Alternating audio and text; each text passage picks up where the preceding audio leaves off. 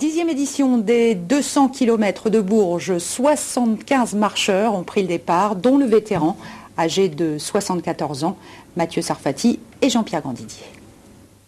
Des visages marqués par la fatigue, au bout de l'effort. Ces athlètes marchent depuis plus de 20 heures d'affilée. On a même dû rajouter des chiffres au chronomètre pour mesurer l'ampleur de leur souffrance. 75 marcheurs ont pris part à ces 200 km de Bourges, dont le départ a été donné samedi à 15h. Parmi eux, 19 femmes, un record en France pour une telle compétition.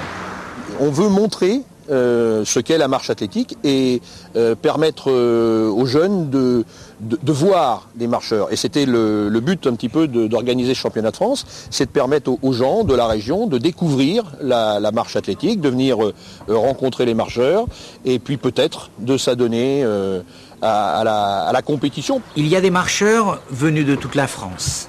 Il y a ceux qui marchent à leur rythme, à leur style, et ceux qui marchent pour gagner. C'est le cas de Christophe Erard. Originaire de Bar-le-Duc, il est habitué de ces courses extrêmes.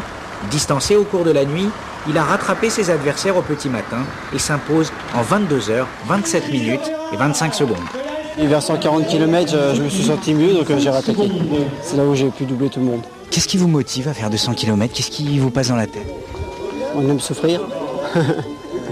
Sinon, on s'entraîne beaucoup, donc ça passe à peu près bien quand même. Faut pas être un peu fou? Si. D'abord déjà pour faire de la marche, il faut être un peu fou. Il faut être un peu fou, c'est sûr, et ne pas marcher pour l'appât du gain.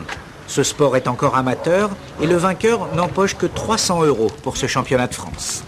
Chez les femmes, la seule régionale de l'étape, c'est Marilyn Play. Mais loin devant, la Havraise Cora Boufflert remporte le titre après 21 heures d'efforts extrêmes. On aime ça, puis il y a une ambiance extraordinaire entre marcheurs, public. Je trouve ça très très bien, c'est la beauté du sport, quoi, en gros, on va dire. C'est simple comme ça et puis ça détruit pas beaucoup. Donc c'est bien. C'est une belle randonnée. Pour vous, c'était une randonnée? Oui, tout à fait. La nouvelle championne de France n'est pas au bout de ses peines. Une randonnée bien plus dure l'attend au mois de juin cette fois-ci, la mythique Paris-Colmar et ses 500 km.